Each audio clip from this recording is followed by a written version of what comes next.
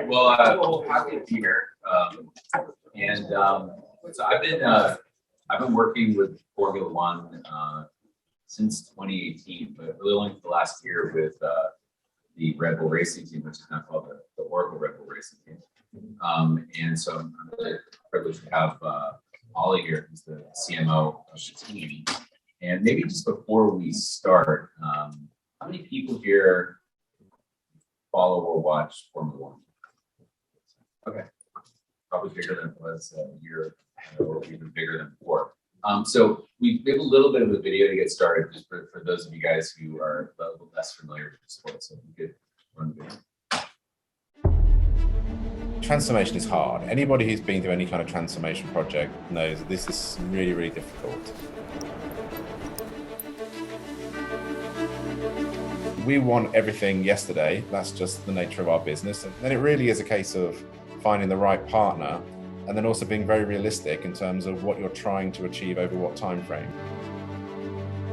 One thing I loved about all the meetings with Oracle is you weren't initially pushing the tech at us. All the meetings started with, what are you trying to achieve? What do you want to get out of this? What's your objective? On a day-to-day basis, the team are completely immersed. I think certainly will be critical and instrumental to the successes that we're already seeing as a team, but also the longer term.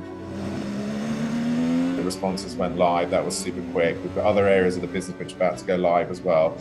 And it's amazing when you talk to people and say, they're like, you did it already, but you only announced the partnership like a few months ago. It's less of a case of thinking about it as a sort of partner, customer, supplier relationship. It's almost like we are one team. We have Oracle people embedded in my team, helping us get up to speed. I think the passion every single day is infectious, so that the teams together are really supportive of each other.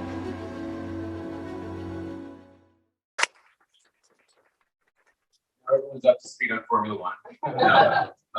So maybe, just to start out with, Ollie, just sort of walk people through, like, what is the role of the CMO at Formula One team, and what does that involve being responsible for? First of all, thank you very much to Ariel and the whole of the Oracle Corporation for the support they've given us through the last year, and also the fact that we're now Oracle Red Bull Racing, I think, shows the support they're giving us and what they're giving us going forward. So I'm the CMO of the team, so that I guess involves sort of two things, really. I guess all of you probably are in marketing in some way, shape, or form. So I do all the standard stuff, which is branding, everything you see, hear, feel from the team. But I guess the other major component of my job is that I'm the chief funding officer, I guess, of the team as well. So far, the money we get from Formula One to where we finish in the championship, it's my job to pay all the bills. So the more money I can raise in the team through sponsorship or new revenue streams, the more we can spend on making a target faster, giving it whatever they want. So no salespeople to complain about. They work for you. Yeah. That's a whole different world. And when we think about brand, I think one of the interesting things with Ollie's world is there's the brand of Red Bull company, and then there's the brand of the Formula One team. So I'd love to hear how this sort of Red Bull Racing brand has evolved. Is it the same? Is it different? How you guys think about that? So for those of you who don't know, we are a wholly owned subsidiary of Red Bull. But we're also very, very separate to Red Bull. So I'm sure all of you know what Red Bull is. It's an energy drink. It was the original energy drink. They defined the category of energy drinks. Red Bull is very much about, they didn't go into sports to sponsor. So anyone who follows what Red Bull does, we supply 900 athletes.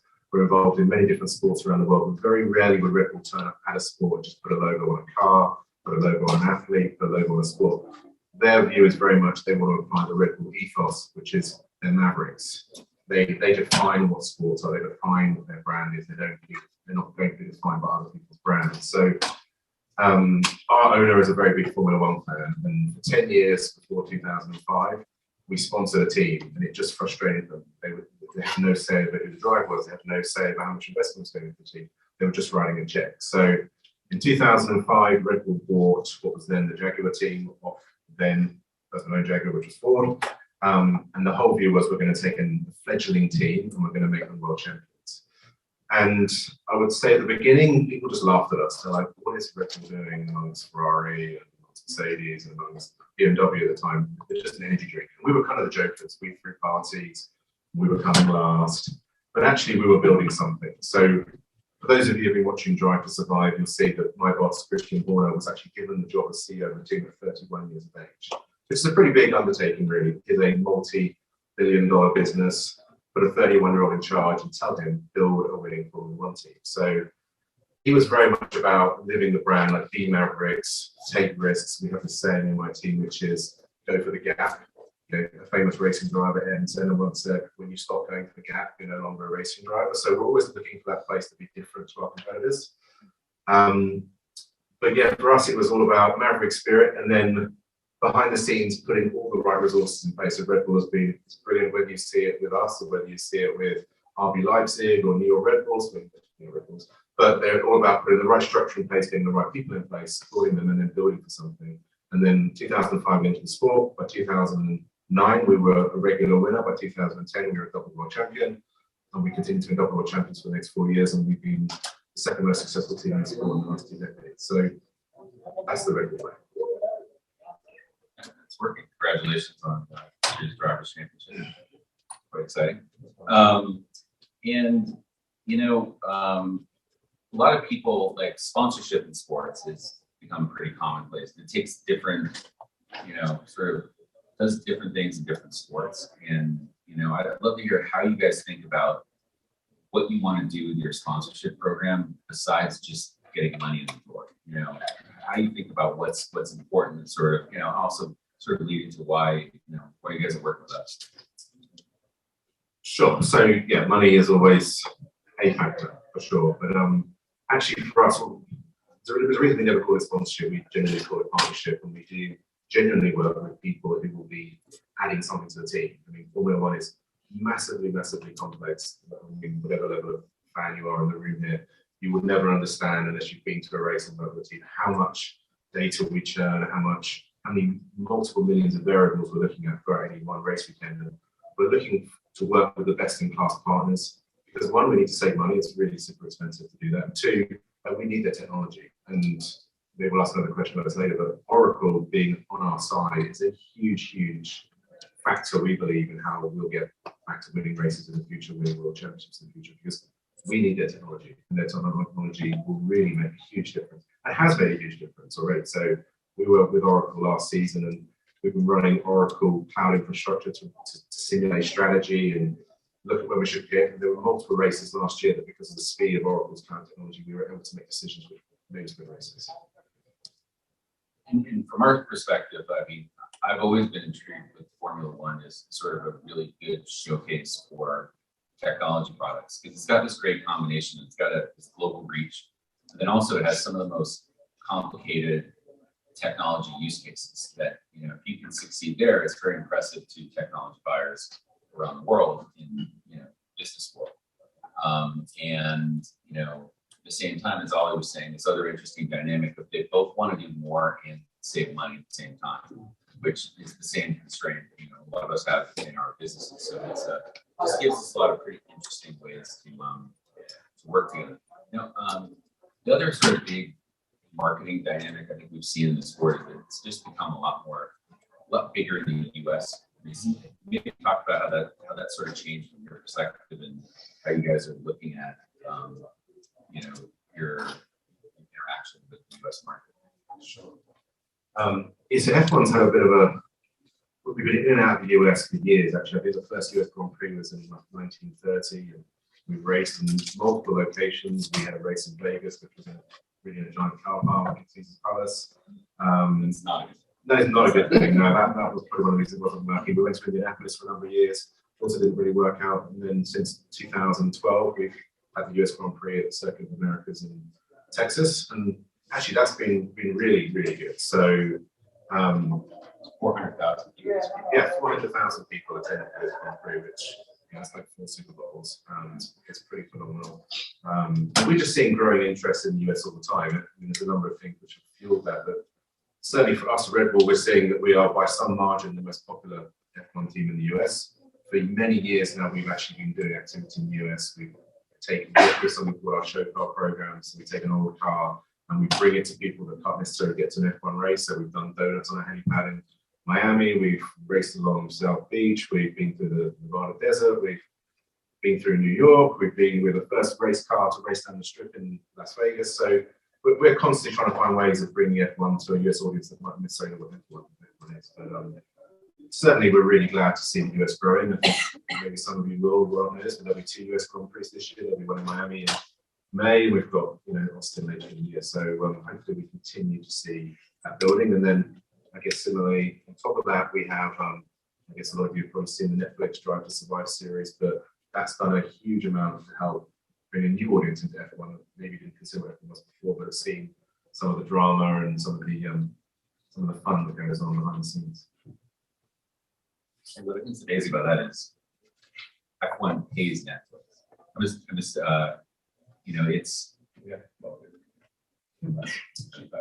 it's pretty, it's the best marketing I've ever seen. We're in the off season now. A lot of things that that a lot of teams in sports think about is how do you stay engaged with the fans during the off season? How do you provide something interesting, for them to interact with you? So what's your guys' perspective on it? Sure. So it's one of the good or bad things is thanks to COVID, we had 22 races last year in 22 different countries, but we actually didn't finish the season until 2 weeks before Christmas. So the off season has been pretty short. So we haven't had to do a huge amount, but we just launched our new car yesterday. But we have our Oracle CX products. We have a growing fan base. We're trying to constantly understand and learn more about our audience, but we keep them engaged in various different ways. So we're lucky we have the world of Red Bull. We part of Finland actually, and there's an ice driving. That was interesting. We find ways of engaging them through competitions and behind the scenes content. We generally see our fan base is constantly interested in what's going on, not just at the racetrack, but actually what's happening behind the scenes. How does the car get to the racetrack? So whatever we can do there, whether it's competitions or content, using our Oracle products to make sure the right people are receiving the right things is really important. And one of the things we worked on together is this loyalty program that the team calls the Paddock, really to give a premium experience for fans to engage and earn special things you couldn't normally get. We have a little video to show on that. You could play that.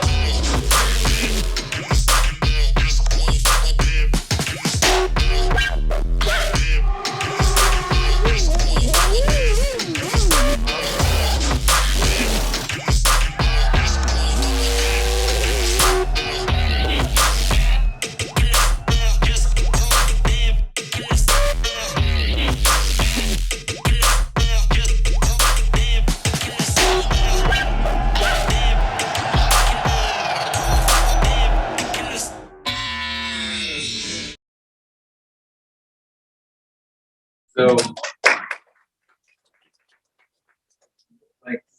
tell us a little bit more about what the strategy is here with this, and why you created it. Obviously didn't exist before, and what reaction. Sure. So I think what we didn't want to do is just create a paywall. We didn't want to say, you can come to our website, but all the good stuff is behind the logins. So what we're trying to do is find a way to actually encourage people to give us more information. We're very aware that people are super conscious about what they're doing with data. We have to be really responsible about what we do with your data. So we're trying to find a way of creating an incentive for you to want to give us more information willingly. So we created this area called the Paddock, and what it does is you interact as normal as a fan. There's content in there, there's behind the scenes stuff, there's special content. And every time you watch something, we're rewarding you with a currency. It's not a currency you have to pay for. It's just a currency that we're giving you in return for the time that you've spent engaging with what we're putting out there. And that currency builds up, and you can redeem that currency for whether it's discounts on merch, or if you're getting enough off it, you get, you know, invites to meet and greets with drivers, you get, you know, discounts of other things we're doing, you get access to exclusive content. And the idea, we really launched it this year, and it's been hugely successful. We've got 90 million pounds around the world.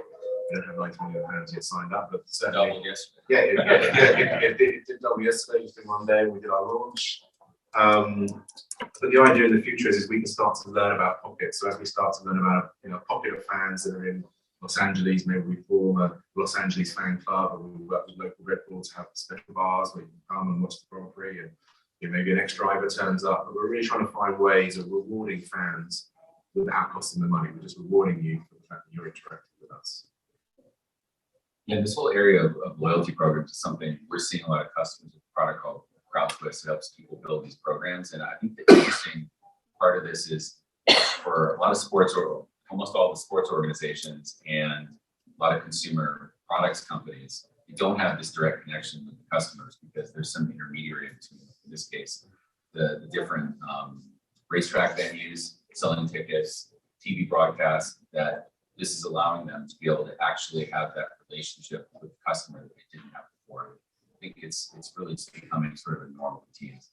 So we have a couple minutes left. Maybe to take a few questions. Michael is thinking about getting into the NASCAR space. I'm curious for you guys, since you have such a clean integration like with the race team, where in like your customer funnel? Sorry. So where does a sponsorship like this sit within your kind of customer funnel? Since you guys are doing primarily B2B marketing. Well, it's two parts of it. We look at it as brand awareness, getting more people to know about Oracle's capabilities in cloud computing infrastructure and in marketing products.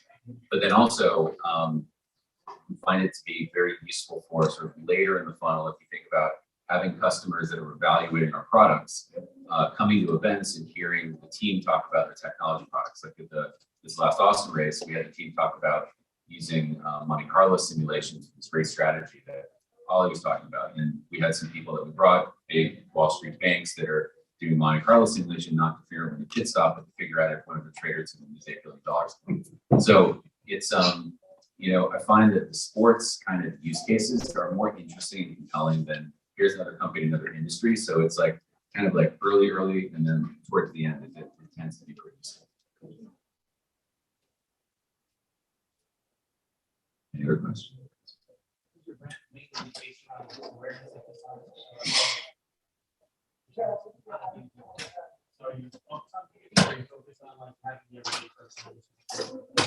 You know, so we're a B2B technology business. We make our money selling to large companies, also, you know, startup technology companies. So I would say this is one of these situations where for 90% of the people watching our logo on the car, or any of our sports integrations, like we have advanced analytics and Premier League broadcasts globally, 90% of the people, we're not trying to market to.